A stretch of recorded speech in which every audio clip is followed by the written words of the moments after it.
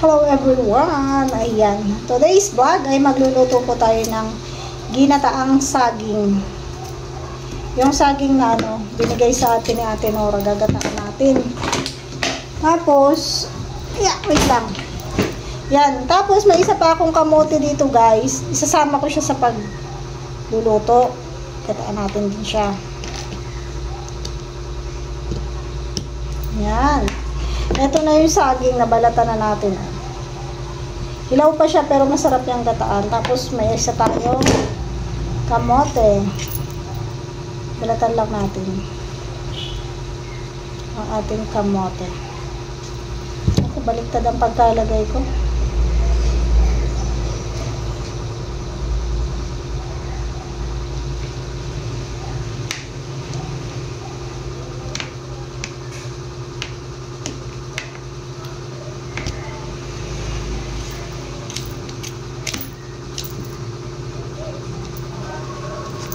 Ito yung merienda na aking lulutuin ngayon. Dahil wala tayong labas, hindi tayo nakalabas. Bukas na lang guys. Kasi may tayong hinihintay. May deliver tayong hinihintay. Kaya hindi tayo nakalabas. And ayan. Magluto tayo ng merienda.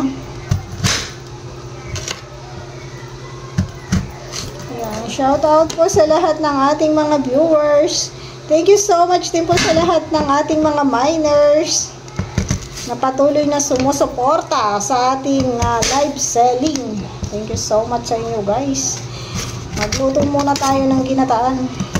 Nagkikrave ako sa ginataan. Parang sarap-sarap.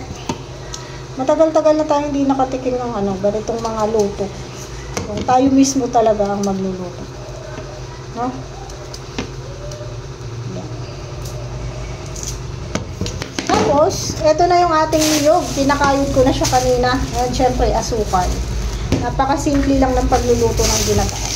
So, samahan niyo po ako. Ito na yung ating gata. Masarap to kasi nilamas. Ayan, ito na yung gata natin. Masarap sa gata.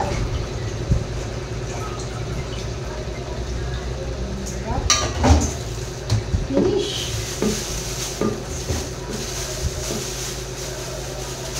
Kung may manok sana, pagkain ko ng manok guys. Kasi sa amin, pagkain niya ng manok namin.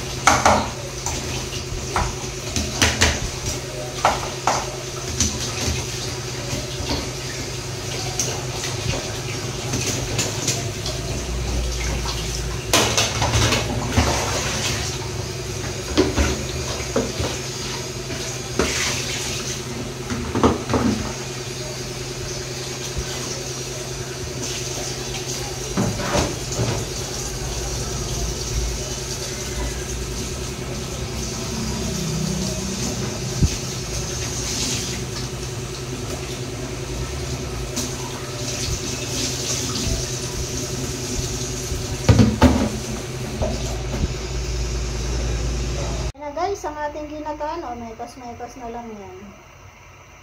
Saging at saka kamote. Pakuloy lang natin yan, tapos lulutuin, tapos okay na, may merienda na tayo. Ayan na po ang sarap.